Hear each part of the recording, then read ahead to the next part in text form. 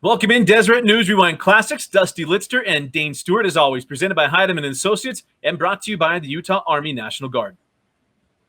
That's right, Dusty. And for those of you who are trying to figure out what that next step in life is, look, the school year this year had a little bit of a different type of year's end, and maybe you're left trying to figure out what you're going to do now. Well, check out the Utah Army National Guard. You can earn up to $20,000 in educational assistance from the Utah Army National Guard, as well as receive on-the-job training skills in over 150 different career path options. To learn more, visit www.nationalguard.com. That's right. And also, we talk about all the time, Heidemann Associates is our trusted partner for everything we need to take care of our families. It's not just about law needs of the law firm. It's also about taking care of people. And that's what Justin Heidemann and Associates do so well. Get your will living trust set up. We talk about it all the time that if you are a first responder, go check out Heidemann Associates. They're going to give you a free will. So go take care of that. And if you're someone else like us, it's a flat rate. I'm not going to charge you per hour. It's a flat rate to make sure that your will and your family are taken care of. Go to www.utah.law. Got a fun one today. Coach Craig Drury, a man that I called the Wizard of Provo. Going to have his last game. Got some familiar faces, interesting faces in this one as well. Let's get started on Deseret News Rewind Classics.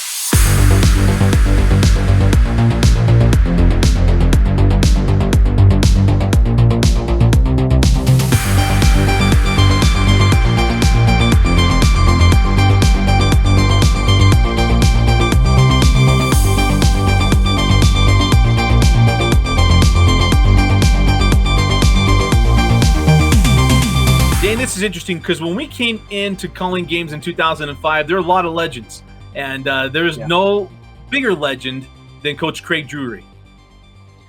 Yeah, I mean, his name still dons the record books, and we came in, and boy, what a legacy he had built there. He won a state championship, Dusty, or played in a state championship game in some of our early years. Just had an absolute factory, and even great when we still talk with coaches nowadays about, hey, who were some coaches that inspired you in your early days? And Coach Drury always comes up in those conversations. And, you talk about a guy who has really dominated the state from a coaching perspective, and great to be able to relive his last game ever at Provo High School. Yeah, and this game is interesting because Provo, if they won, they could get in as the 4 seed. Salem Hills was their last game of the season. And there's a name and a face and a body maybe you haven't seen play basketball for in Porter Gustin, who's in the NFL right now, played at USC. And Porter Gustin was a quarterback, linebacker, was already a 5-star recruit that had committed to USC. And it's fun to see Porter Gustin on the basketball floor. Man, it is. I remember Porter Gustin, but from his football playing days, and he was a big kid. But, you take the pads off, and sometimes some of that size goes away. No, not for Porter Gustin. You watch this basketball game, it's like, oh, that is a big kid. And you want to know the most impressive thing to me in this game was the game he had. This kid could score from nearly anywhere on the floor, had a really impressive ball game tonight or in this classic edition. But his game would actually, in my opinion, be a really big factor in how this game ended up playing out late. Well, let's get started on this one, because when you look at Provo coming in this one, they have some names that we knew and names we're going to see after, but Hunter Bailey was the leader for Provo. One thing Coach Craig Drury always had, he always had a main cog, and then he had pieces around him, but you had Hunter and Braxton Bailey. They were really big, and then he had guys that just kind of spotted up, and you've got Colin Bosco, but Chase Piggott is a name we see later in this game. And the way this game started, Dane, the reason we talked about Porter Gustin at the top, he scores the first 8 points of the game for Salem Hills. Here's Gustin.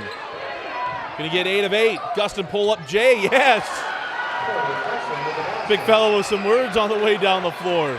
Yeah, boy, what a start for Porter in this one. And, he came out, Dusty, and talk about his ability to score from the floor. Look, he was inside. He was outside. He looked to be the early conduit for Salem Hills in this game and got them off to a good start. So at the end of that really quick start for Porter Gustin, Provo really got this thing moving, up 13 points at one point in the first quarter. Hunter Bailey will pull for 3, and Hunter Bailey knocks down the triple. Provo hot from distance. And then you started seeing where this game was going to go. Salem Hills never went away in this game. Yeah, and look, they had to bring an added level of physicality, and we talk about that. It'll certainly ring true in the second half, but you started to see Salem Hills pick up their physical play, saw some dual possession, saw some tie-ups, saw some defense, create some turnovers, get out on the run. And the Salem Hills team, look, they started chip away. Next thing you know, this thing's down to single digits. Here's Morris. Morris to Gustin from the free throw line. Gustin follow away. Yes. Porter Gustin with 17 points. And a steal on the inbound. Nelson retreats, give it up. Gosser going at Hunter Bailey. And one. Bailey got in late. Bump and bucket. And Gosser will go to the line. Well, there's a name that comes up to this, and we talked about him for years, and it's James Nelson. James Nelson is a freshman in this game, and he announces, and to steal a line from Bull Durham, he announces his presence with authority. There's the other side to Webster. Nelson again from deep, and Nelson was nearly out of bounds and buries the three. McGrath read in the corner, Nelson for three. Nelson again from downtown, his third in the third quarter. 50-48, Salem Hills. How about 6 made threes on this night for James Nelson? And it would really be a demonstration of what was going to be coming for the next several years for Salem Hills, one of the great sharpshooters in the state from beyond the arc. And boy, you hit 6 in this ball game, that's announcing your presence with authority for James. Yeah, so in this one, it's also interesting because the physicality, you mentioned physicality picks up. You got Branson Webster kind of getting in people's faces. I was there, and I just remember looking at Vince because we were shooting this as a rewind, so we were cutting things up, and I'm looking at him like, dude, this is insane. And that'll be the 17th foul on Salem Hills, and now a tee on Davis. Been a lot leading up to this, a lot of jawing back and forth, and now a technical foul, and it'll be free throws, 1-on-1 free throws plus technical free throws. And there was no love lost between either the fans, the student section, which is right below us, Porter Gustin, and any of the guys on the floor that were not wearing green and white. And in fairness to Porter, I think most student sections looked to get into it with Porter Gustin whenever he was out on the floor. And I'm sure that was no easy task to keep, those emotions in control. But you talk about the shooters in this game, Dustin. There's a shot in the third quarter that Salem Hills is able to hit. The shooter comes down, and I think he gives a little finger point to the Provo bench there. He was pretty excited. But this one, look, Salem Hills comes back. They take the lead, and now we're going toe-to-toe. Rafferty inside out. Nelson for three. Nelson again from downtown. Could have been an and one, wasn't. And now Nelson comes down. Salem Hills getting into it a lot with the Provo fan base, and there's a +1 for Hunter Bailey. And Hunter Bailey will go to the line, look to tie the game up at 59. Well, and then the problem became, if you're Salem Hills, the fouls started to add up, and you get one here in the fourth quarter. And actually, in fairness, and you can see it here, Porter Gustin's like, oh, sweet, he got an offensive foul. We're walking down to the other end. Instead, it was a 5th personal on Porter, and he ends up fouling out with the Skyhawks clinging just a 2-point lead. And now have a foul on Porter Gustin. That'll be number 5 on Gustin. He went through Chase Piggott, and it wasn't he just went through Piggott. He had knocked the ball out, and it'll be double bonus free throws coming away of Provo. I mean, here's the interesting thing, too. So I'll say this, being here and rewatching this game, Gustin kind of got the short end of a few calls. He got a hook, an offensive foul in the first half, which was not too good. You had the bump and bucket from Hunter Bailey, and then you had the last one, which wasn't – I mean, I'm kind of rewatching it even now. When you look at it, there isn't a lot there as Piggott hit the floor coming up a screen, and that's how Gustin's night ended. This is a little bit of a Shaq effect, right? And look, when I was young, I could not stand watching Shaquille O'Neal because it was just unfair. And to me, it's like he's mowing guys over and there's no foul, or he hits the floor. And it's just like, it just didn't feel like it was officiated very well. But the challenging thing is, in fairness to officials, like, look, you don't have a Shaq or a Porter Gustin that you're real accustomed to calling.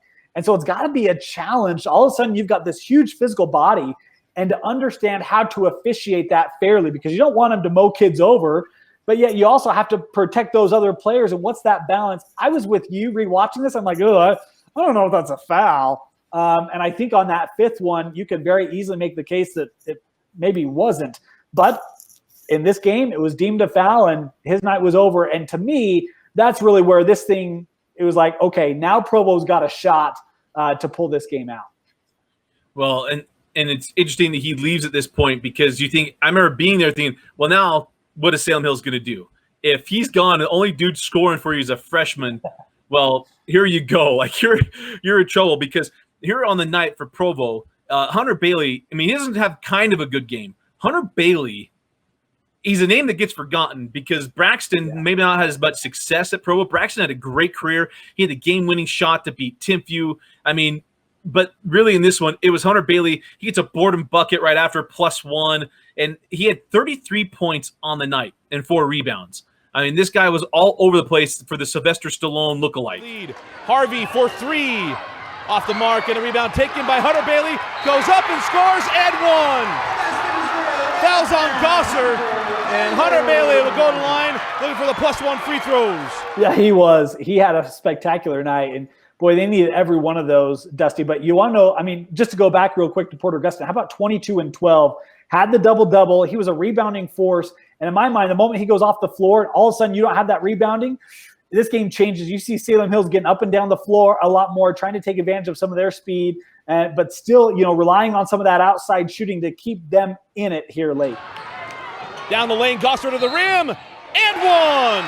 Nice take and finish by Gosser. And he'll go to the line looking for the three-point play. And here's the interesting part. When you get down to the stretch of this game, it is all the big shots. And what I love is James Nelson doesn't back down. He's still – here's a freshman, and every time he hits a shot, he's got to give you something. He's coming down, doing one of these. Side right with him. Terminates, kicks out. Nelson for 3. Nelson again from downtown. He has lit it up all night. And I remember being there, and it's Hunter Bailey. We talk about 33 points, and the reason why he kind of gets a little bit forgotten is that there wasn't a lot there. He doesn't flash a lot of stuff. He just kept making shots, and it just kept going back down the floor, and it felt like that old school Provo mentality. Quickly ahead to Bailey. Bailey along the baseline, jumps into the lane and gets it to go with the offhand. Ties us up at 74. That he's not going to be the guy that, you're going to remember him. And the only time he celebrates is a 3 down the stretch, and it's the game winner where he's walking down the floor doing one of these after Piggott hits the triple. Bailey. 9 seconds. Bailey, cross-court Piggott. For 3. Piggott knocks it down. Coach McCaffrey took timeout with about 4 seconds left. It was just about 4 seconds even, but as Chase Piggott, the senior, on senior night, rattles home the 3 ball, 77-74. And how about, the night that he had, Dusty, when we talk about how much he led Provo in scoring, how about the recognition to give that off, not to force something, right? He very easily could have taken that shot. He had 33 points. He's got the ball in his hands. Recognized, nope, you know what? I'm going to give this one off. I'm defended well, going to trust my teammate, able to hit the shot. Piggott with a huge 3 for Provo. And then this game ends. Okay, let's go down the stretch because that puts them up 77-74. Okay. And then here's how this thing ends. And let's just play it for you. 4 seconds remaining. Inbound to Webster. 3 seconds, 2 seconds, 1 second.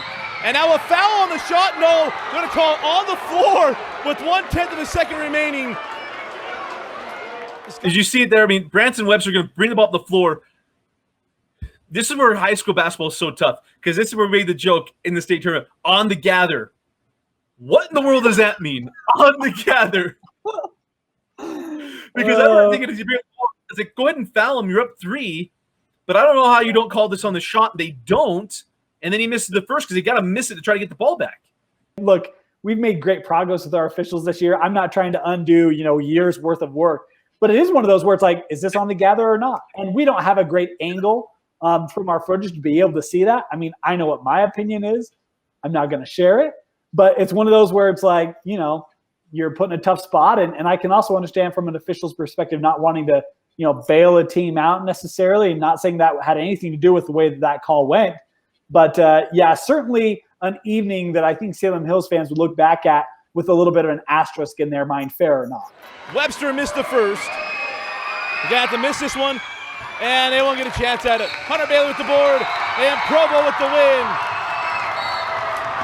And as long as Wasatch does not beat Timpview tonight, Provo will head back to the 4A state tournament. I remember being there like, wow. And it was just the celebration because it's the last game for Coach Drury. This clinches a playoff opportunity for him to have one more game on the sidelines for his alma mater. And it just was such a fitting moment. to see how this one ended. It was tough because I remember getting done. The heart was pumping. I mean, that place was absolutely bumping down the stretch of this one. And so awesome for him, and I think especially the game went, your team comes out, you guys are just clicking on all cylinders, looks like you're going to cruise, end up giving it back, you trail, near the end of the third quarter by 6, and all of a sudden it's like, gosh, where are we going to go? And, for this group to be able to come out, and, this was a Provo team that was a little bit different than most of the Provo teams. Talking about how great Drury was in his teams. They were 10-14 on the season, 7-5 in region play. This was not your prototypical Provo team, and I don't mean that as a slight at all.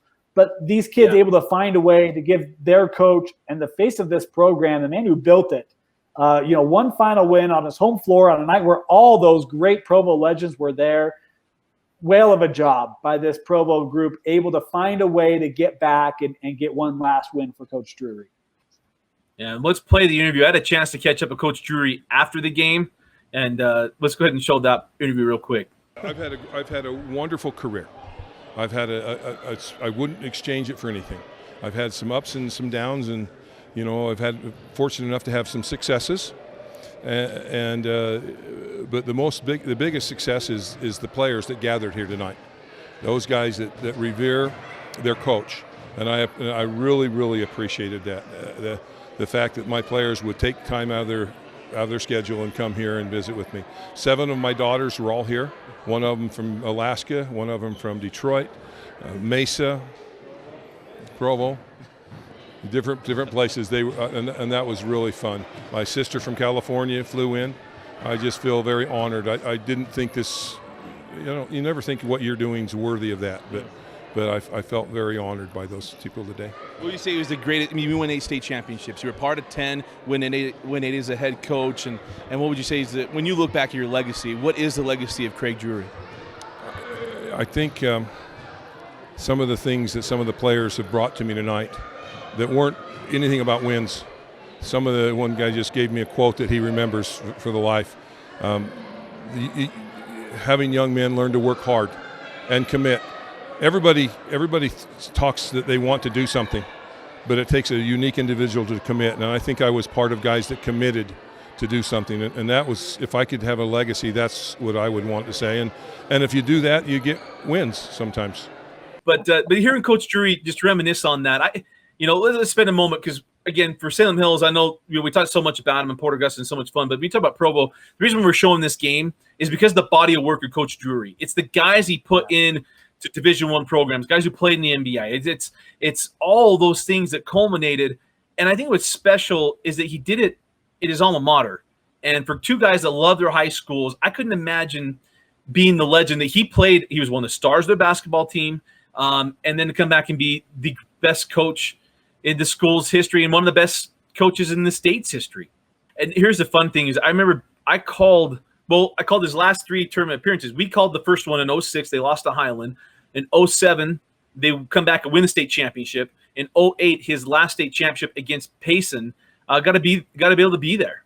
And he had one more appearance, the shocking loss to West and Corbin when they had Collinsworth and Davies. But I remember being there and just watching the emotion.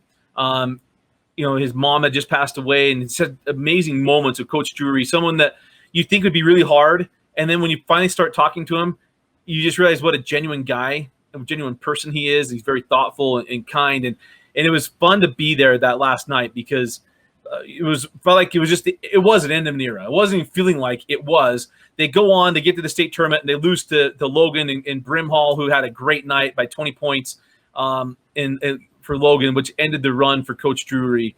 But just absolutely amazing to be a part of it. Hey, Dane, let's get to our categories real quick. And I think we're going to be unanimous on these, but your game MVP. Yeah, for me, Dusty, look, when you score 33 points, you have the impact he did, it's Hunter Bailey. What a night for him. I think his performance stands out, and he's my MVP. And Unsung Hero. By the way, the Unsung Hero brought to you by the Utah Army National Guard. Well, for me, you go back to a young man who hit 3 threes, including the ultimate game winner, pressure scenario for Chase Biggett, and he knocks it down. He is my unsung hero in this ballgame. Can I give you one, kind of an interesting one, because they lost? Because I think it's Chase Piggott too. James Nelson. Because who saw that coming? Maybe I'm wrong. And I remember being ready for this game. I wasn't ready for James Nelson. And I wasn't ready for James Nelson at 6 threes, because if he doesn't do that when Porter Gustin's gone, even with Porter Gustin on the floor, Salem Hills ain't in this game. And it doesn't become a classic. It just becomes Provo's last game, Coach Drury, they pulled away from Salem Hills, bye-bye. Instead, it turns into something that we're wanting to re-show. You ready for a fun fact, Dusty? I love fun facts. In the 2014-15 season, right, which is when this game happened, James Nelson, the most threes he had hit in one. So he hit 28 threes on the season.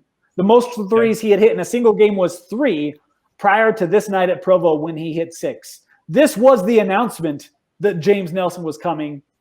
I tend to go with the winning team, but that is a great pick for the unheralded player. One reason why we're doing these games is to relive these moments, but to show you people that you maybe forgot that played, and you may not have ever seen them. I mean, Porter Gustin playing basketball. How awesome is that? The guy who skyrocketed through scouting boards faster than any human on earth in one summer. I mean, it's fun to watch that he went and dominated on the hardwood too. It was an absolute blast. We have other ones coming up. Again, hit us up. Let us know if there's games that you think of, and if it's part of our archive, I promise you, we will put them on there. But we got some other ones coming up as well. For Vince Francis and Dane Stewart, I'm Dusty Litster. Thanks for joining us and watching Deseret News Rewind Classics on Deseret.com.